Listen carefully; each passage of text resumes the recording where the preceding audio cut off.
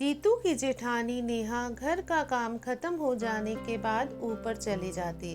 घर छोटा होने की वजह से रीतू की जेठानी ऊपर की मंजिल में रहती, सास ससुर नीचे देवर देवरानी के साथ रहते। देवरानी रीतू सबसे ज्यादा इसी बात से परेशान रहती थी कि जेठानी जी तो ऊपर आराम से रहती हैं, मुझे यहाँ पर सारी जिम्मेदारियाँ उठानी पड़ती हैं।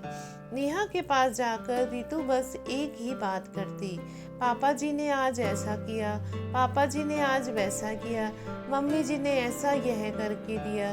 तरह तरह की बातें बनाया करती। घर में खाना बनाने वाले, झाड़ू पोछा बर्तन सब काम के लिए ससुर मोहन जी ने काम वाली तक रख रखी थी। सास ससुर के लिए केवल खाना परोसकर उन्हें खिलाना होता था। रीतू को इन सब कामों को करने में भी बहुत परेशानी होती थी।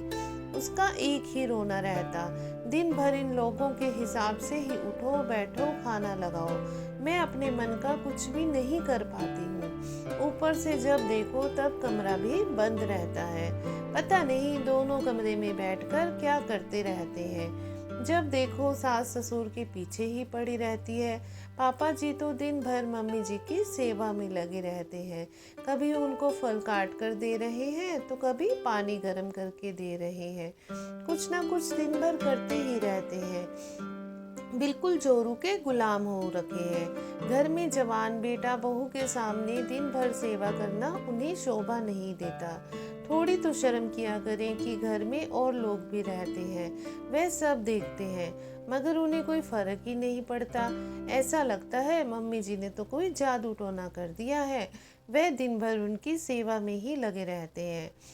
अगर एक मिनट भी पापा जी नजर नहीं आई तो आवाज लगा देती हैं।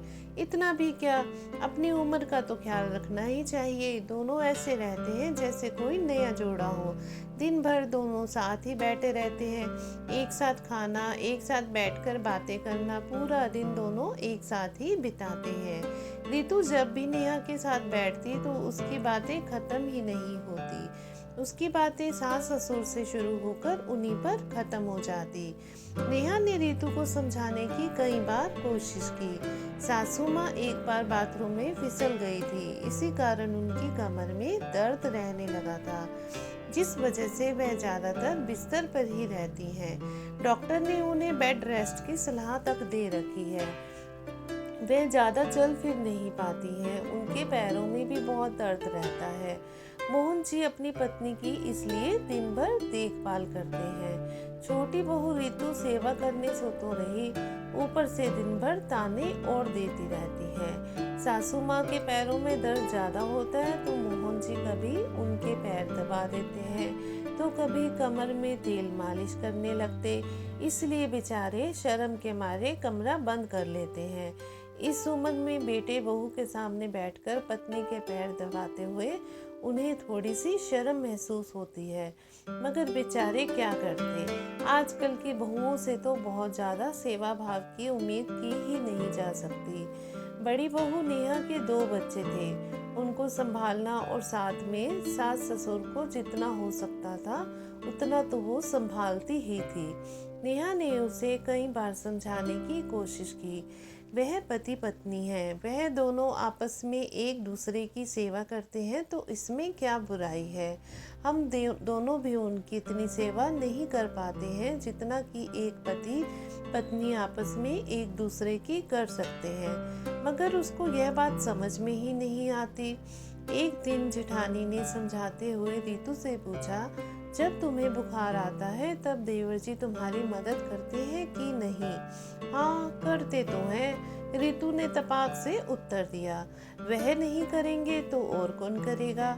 जेठानी नेहा ने कहा, बस तुम्हें समझना है, पति पत्नी ही एक दूसरे के सुख के भागीदार होते हैं। अगर अपने बच्चों के सामने उनको सेवा करने में शर्म महसूस होती है तो वह दरवाजा बंद कर लेते हैं। इसमें गलत क्या है? इसमें गलत कुछ नहीं है। तुम अगर सेवा नहीं कर सकती तो कम से कम बातें तो मत बनाया करो। वह दोनों जैसे भी रहते हैं उन्हें रहने दो। तुम और देवर जी भी तो अकेले बैठकर खाना खाते हो, खाली समय में अपने कमरे में बैठे रहते हो। अगर वह दोनों भी एक साथ समय बिताते हैं तो कोई बात नहीं। रितु को जेठानी नेहा की बात समझ में आ गई। उसकी आंखें शर्म से झुक गई। किसी भी बात का गलत मतलब निकाल लेना किसी भी बात का हल नहीं होता।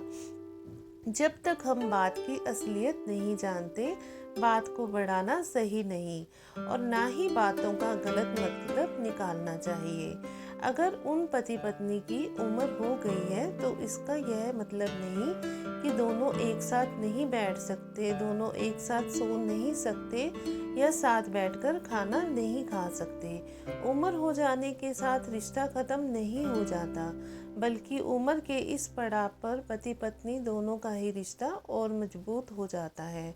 उम्र कोई भी हो, पति पत्नी को हमेशा ही एक दूसरे के साथ की बहुत ज़्यादा ज़रूरत होती है। तो दोस्तों, कैसी लगी आपको हमारी कहानी को लाइक ज़रूर कीजिएगा।